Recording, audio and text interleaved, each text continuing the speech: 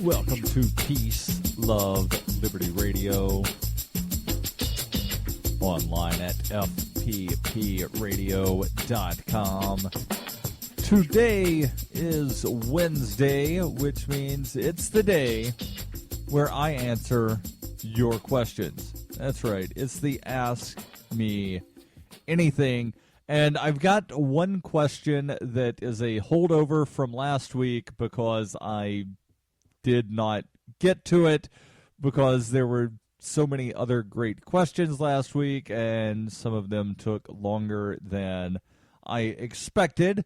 But I will get to this question and I'll get to the other question. I only have two this week, but both are going to be fairly lengthy answers. The first question is, do you think there's any validity to this report? And the story that is linked to is from a website called wakingtimes.com, and the title is The Effects of Television on Humans.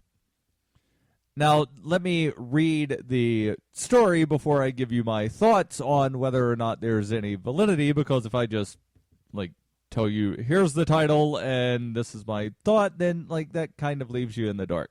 So the story came out earlier this month, and it says, while controversy continues to surround the way the content screen media affects our thoughts and behavior, a growing body of empirical evidence is indicating that watching television causes physiological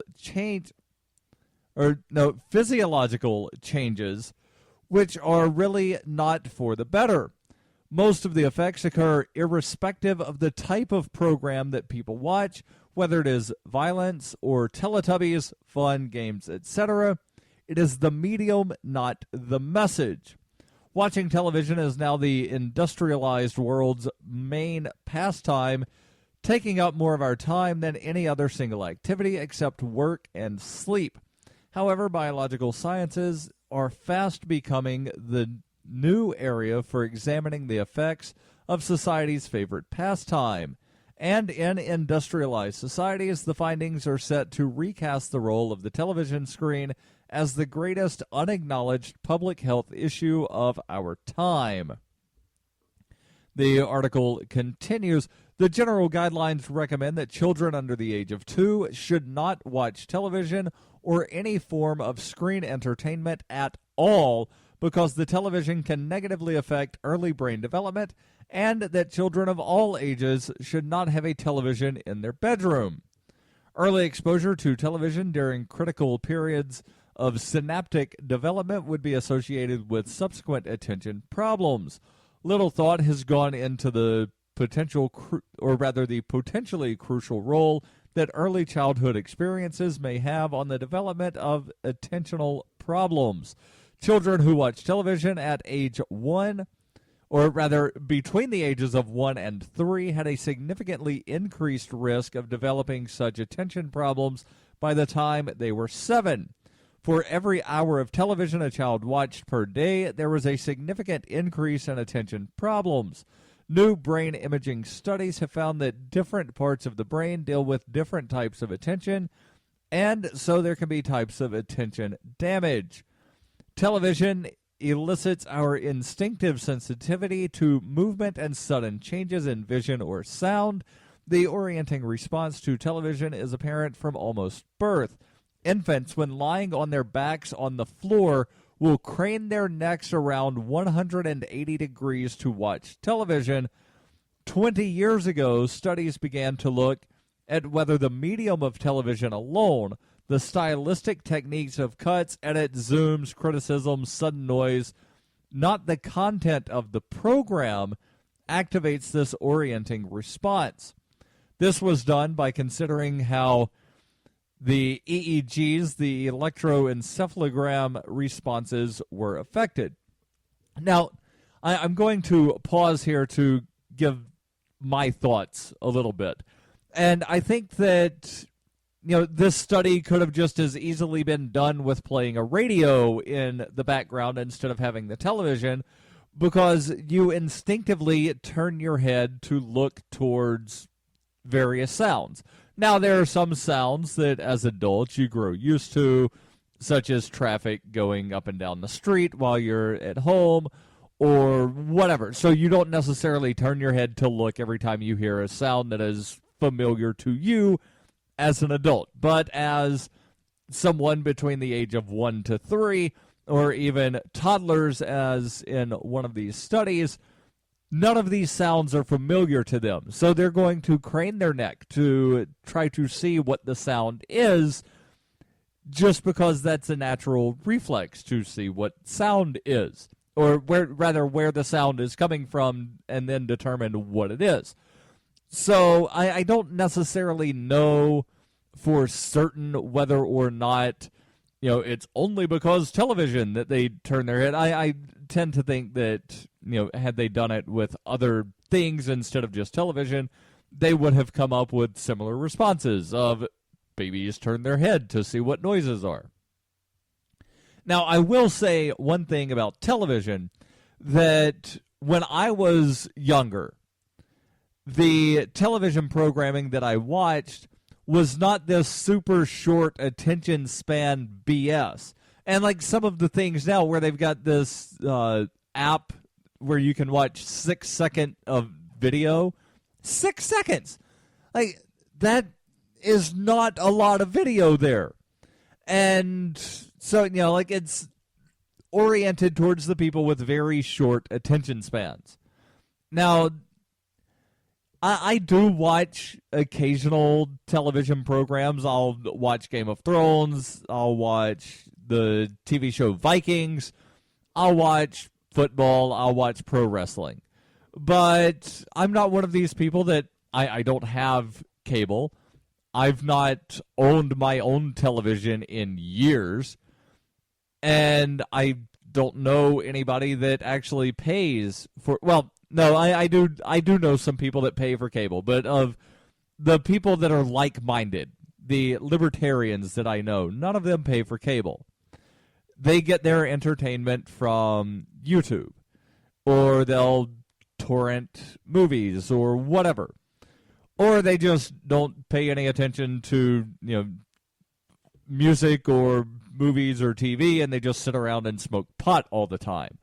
But the point that I'm trying to make is I do think that it matters what the content is, because if it's content, and a lot of the news, and I'm using air quotes around the term news, the edutainment, if you will, it's targeted to people with no attention span.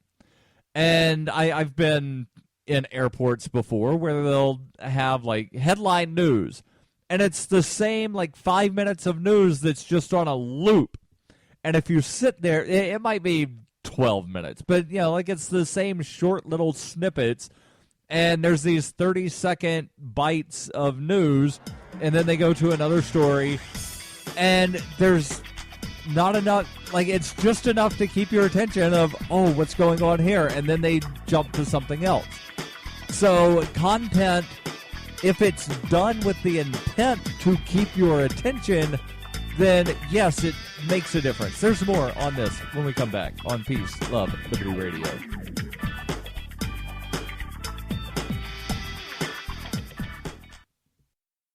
You can support FPP Radio by joining the Fans program. Fans are friends, allies, and Numery supporters. Fans help FPP afford to produce more original content. You can join the Fans program for as little as $3 per month or any amount of Bitcoin per month, thanks to the recurring payment options provided by Coinbase. To learn more or to join the Fans program, visit fans.fppradio.com.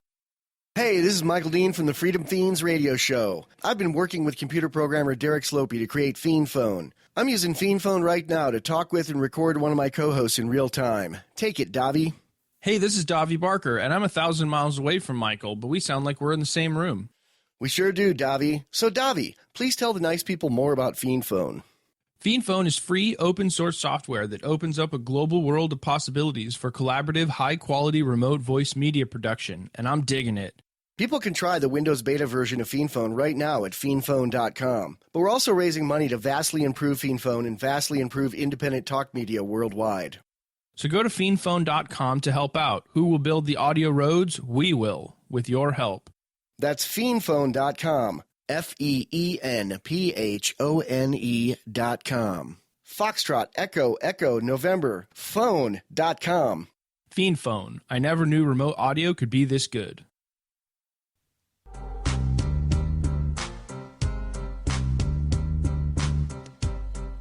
Welcome back to Peace, Love, Liberty Radio, online at fppradio.com.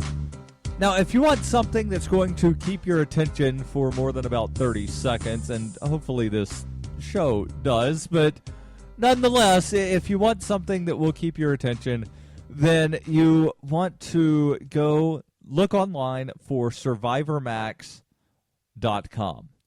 Well, you don't have to look for that. Just type that into the address bar. But let me tell you why you want to go to SurvivorMax.com.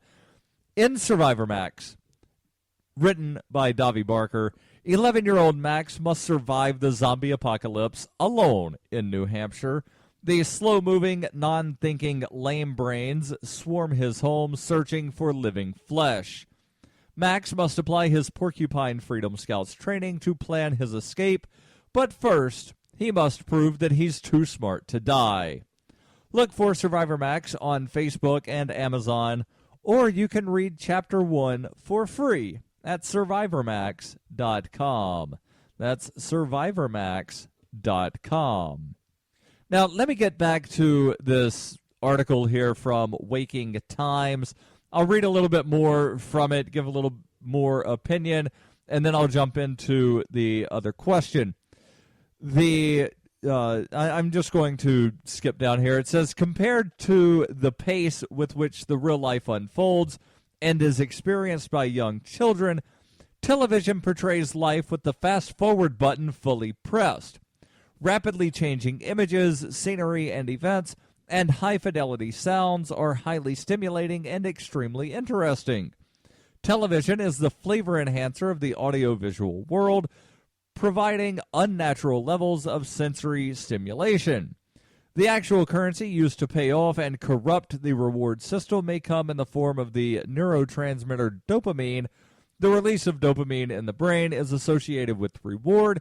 In particular, dopamine is seen as rewarding us for paying attention, especially to things that are novel and stimulating. The underfunctioning of dopamine may fail to reward the brain's attention systems, so they do not function effectively. Interestingly, adults with attention deficit disorder who are given dopamine boosting, I'm not even going to try pronouncing the scientific name, but they have in parentheticals here, Ritalin, before doing a math test. So adults with ADD who are given Ritalin before doing a math test find it easier to concentrate. This is partly because the task seems more interesting. More research is needed into the extent to which the reward system involving dopamine and other neurotransmitters is set in childhood by exposure to electronic media such as television. So it seems to me that they're making a hypothesis, or not a hypothesis, kind of a hypothesis, of saying, okay, so adults with ADD given dopamine do this, but we haven't yet figured out how children looking at television or other electronic media later become adults with ADD. So they're trying to connect the dots, or they're leading you to try to connect the dots without actually connecting the dots themselves.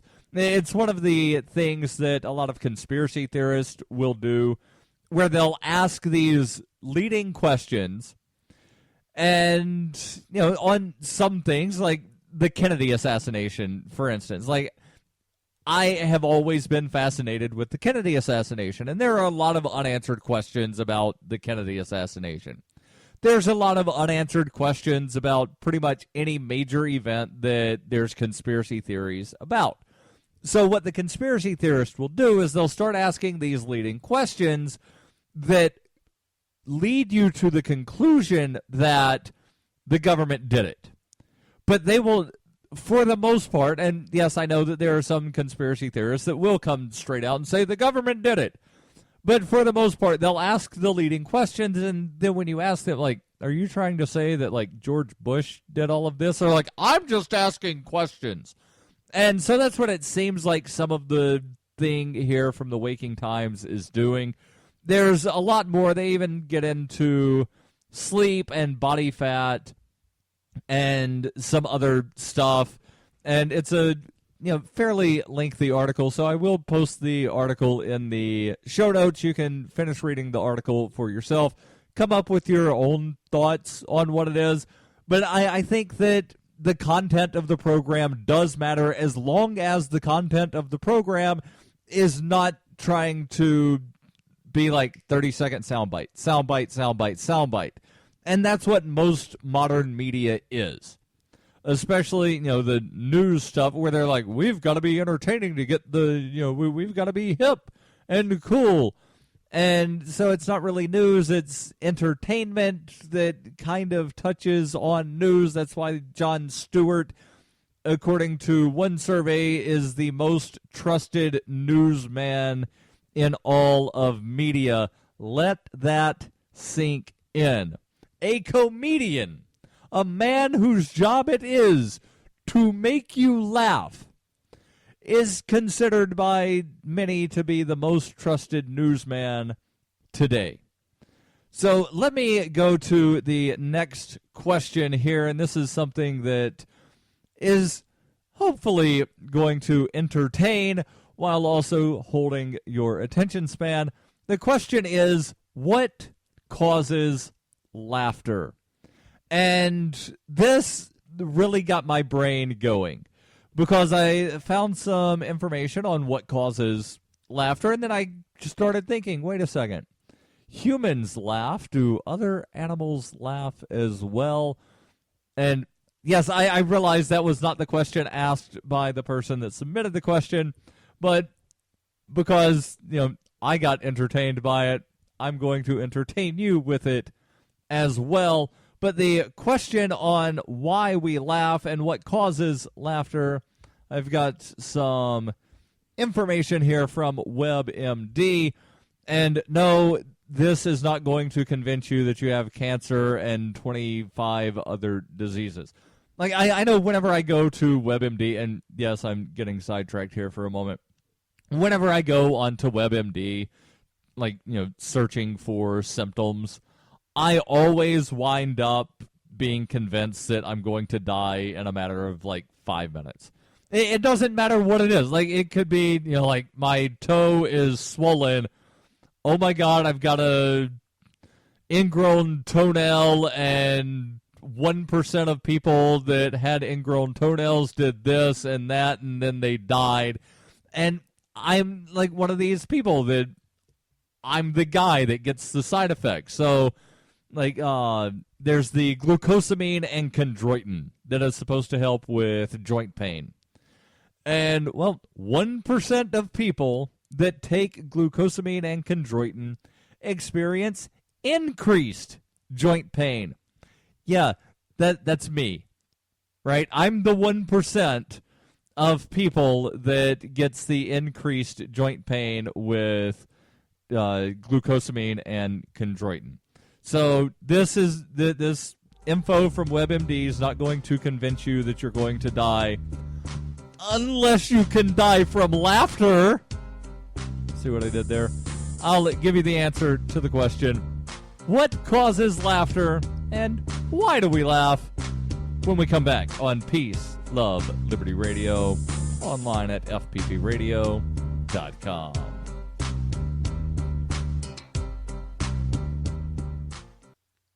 During the 2013 Porcupine Freedom Festival, Davi Barker presented an idea for a renegade psychological experiment. Since then, he has refined his idea and put his plan and research into writing. He explains, "We aim to show the world beyond a shadow of a doubt that power corrupts absolutely and corrupt authority deserves no obedience." Authoritarian Sociopathy is available from Amazon.com, all major bookstores, and now available as an audiobook. It is the year 91,001 BCE. Witness humanity's origins in Hyperchronius, a classic role-playing game for Windows PCs, with a story like no other game before. A liberty-oriented experience that is not to be missed. Go to zog.ninja to get your copy of Hyperchronius today. Use the code FPP to get $1 off. Hyperchronius, zog.ninja, code FPP.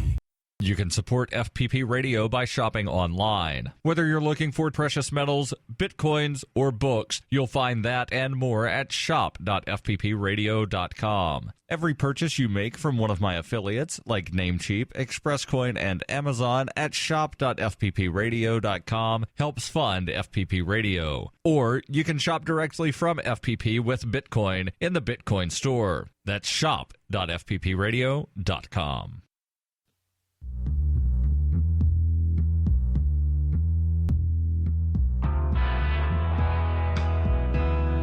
Welcome back to Peace, Love, Liberty Radio. Online at fppradio.com. Now, before I tell you why we laugh, I want to tell you about something that is not funny at all. In fact, it is very serious, and that is precious metals. Not just precious metals, but where you can get precious metals and where people have been going for precious metals since 1977. And that would be Roberts and Roberts Brokerage. Since 1977, Roberts and Roberts Brokerage has been a trusted source for buying and selling your investment-grade precious metals. They also take Bitcoin for precious metal purchases and have permanently removed the minimum purchase amount for all orders paid in the digital currency. Call Roberts & Roberts Brokerage today for knowledgeable advice on investing and a forward-thinking approach to new technologies. 850-478-5270 or visit them online at rrbi.co. That's rrbi.co. So the information here from WebMD says whether it's the giggling of your child or the enthusiastic holler of a talk show studio audience, we hear laughter every day. Nothing could be more common, but just because it's common doesn't make laughter any less strange. For instance, the next time you're at the movies enjoying some comedy blockbuster, listen hard to the laughter around you. Why are all of these strangers in unison exploding into such weird, gasping, grunting noises? Their laughs may suddenly stop, seeming familiar, and the more like the inhuman chatter of birds or the screeches of monkeys at the zoo. Once you start looking at laughter as behavior, it can lead to some odd questions. Why do we do it? Do animals laugh? And why do we expect that any decent James Bond villain will cackle diabolically when revealing his plan for world domination? That's what I always forget to cackle when I give my plan for world domination, to then leave everybody alone, because that's what libertarians do. But I digress. What is so funny? To answer these and other mysteries of laughter, WebMD delved into the surprisingly contentious world of laughter research. Why do we laugh? Well, the answer may seem obvious. We laugh when we perceive something funny, but the obvious answer is not correct, at least most of the time. Robert R. Provine, a professor of psychology and neuroscience at the University of Maryland, Baltimore County, said most laughter is not in response to jokes or humor. He should know. He has conducted a number of studies of laughter and authored the book Laughter, a Scientific Investigation. One of his central arguments is that humor and laughter are not inseparable. Provine did a study of laughter in the wild.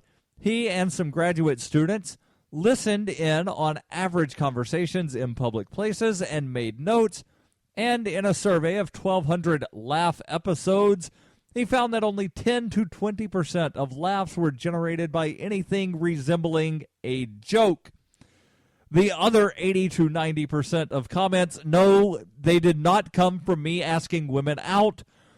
The other 80 to 90% of comments that received a laugh were dull non-witticisms like, I'll see you guys later, and it was nice to meet you too. So why the laugh?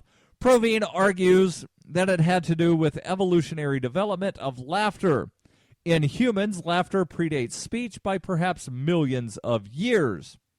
Before our human ancestors could talk with each other, laughter was a simpler method of communication. And then the article here continues, it is also instinctual. Steve Wilson, a psychologist and laugh therapist, said infants laugh almost from birth. In fact, people who are born blind and deaf still laugh, so we know it's not a learned behavior. Humans are hardwired for laughter, but perhaps because laughter is so ancient, it's much less precise than language. Provine said, laughter isn't under our conscious control. We don't choose to laugh in the same way we choose to speak. If you've ever heard an inopportune laughing fit in a lecture during a high school play or at a funeral, for instance, you know that laughter can't always be tamed. Laughter is contagious. The cynical answer is that sitcoms are so witless and unfunny that we need to be told where the jokes are. But this misses the point. Why does hearing other people laugh make us likely to laugh ourselves? Everyone's experienced this on a small scale, seeing someone in hysterics, even if you don't know who the person is or why they're laughing, can set you into laughing too. Why? Well, the answer lies in the evolutionary function of laughter. Laughter is social. It's not a solo activity. Provine says we laugh 30 times as much when we're with other people than we do when we're alone. You might assume that the purpose of a laugh is to express yourself, to let people know that you think something is funny, but according to a 2005 article published by the Quarterly Review of Biology, the primary function of laughter may not be self-expression. Instead, the purpose of a laugh could be to trigger positive feelings in other people. When you laugh, the people around you start laughing in response. Soon the whole group is cheerful and relaxed. Laughter can ease tension and foster a sense of group unity. This could have been particularly important for small groups of early humans. In some cases, laughter, in fact, became literally contagious. History is dotted with accounts of laughter epidemics. In 1962, in the African country that is now Tanzania, 3 schoolgirls began to laugh uncontrollably. Within a few months, about 2/3 of the school students had the symptoms, and the school closed down. So that's all we have to do to get rid of government schools is just teach children to laugh at the teacher. And then everybody will laugh, and then in a couple of months, they'll just shut down the school. Brilliant idea. Just tell all of the school-age kids that you know that's how you get out of school is just start laughing uncontrollably, and then everybody will start laughing. The contagion spread and eventually affected about 1,000 people in Tanzania and in neighboring Uganda.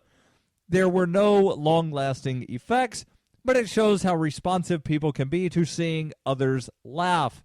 So sitcom or anything else seems funnier when we hear other people laughing at them.